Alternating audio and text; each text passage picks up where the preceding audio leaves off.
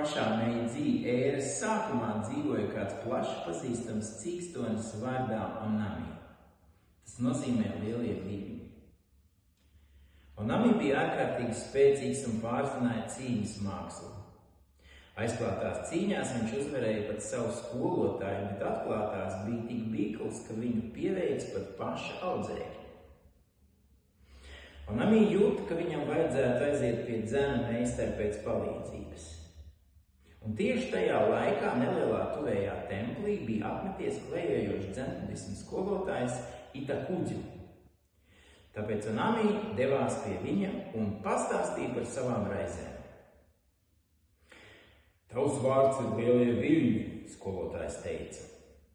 Tā labi, šonakt paliec šajā templī. Iedomājies, ka tu esi bangas. Tu vairs neesi cīkstonis, kas baidās.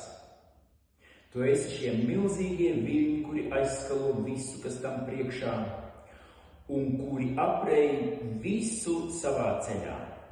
Dari tā, un tu būsi lielākais cīkstonis visā zemē. Skolotājs aizgāja. Onami sēdēja un apcerē centās iztēloties sevi par viļņiem. Viņš domāja par daudzām dažādām lietām, taču pakāpeniski viņš aizvien vairāk un vairāk sāka justies kā lielie viļņi. Naktī ritot, viļņi kļuva arvien lielāki un lielāki. Tie aizskaloja ziedus ar vāzēm. Pat Buda svētnīcā bija apludināts. Pirms rītausmas bija vienīga milzīga jūras viļņošanās. No rīta skolotājs atrada Onami apceram ar blāvu smaidu vaigā. Viņš papličināja cīkstonim pa plecu. Tagad nekas vairs nespēja tevi traucēt un apturēt, skolotājs sacīja. Tu esi šie viļņi.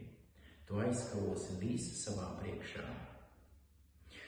Un tai pašā dienā Onami piedalījās sacensībās un uzvarēja. Kopš tā laika neviens visā Japānā nebija spējīgs viņu pieveikt. Tāds stāsts. Savukārt 9 saulēs es būšu pie jums ar nodarbību, kur esmu no cīņas mākslu treniņu pasaules salasījis kādas aptuveni 10 vingrinājumus, kuri varētu palīdzēt mums būt drošākiem ekstrēmās situācijās. Tiksimies!